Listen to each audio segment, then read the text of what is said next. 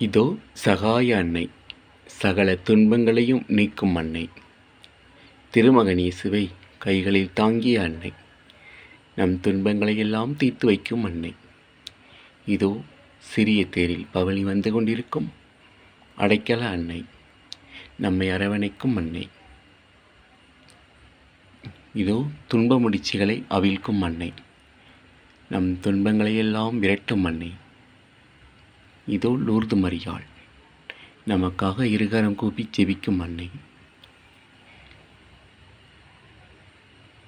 ஆரோக்கியத்தாய், பால் கொண்ட கலசம் பொங்கிட செய்த தாய், துன்பமெல்லாம் தீர்க்கும் தாய், நம்மை அரவணைக்கும் நேசத்தாய்.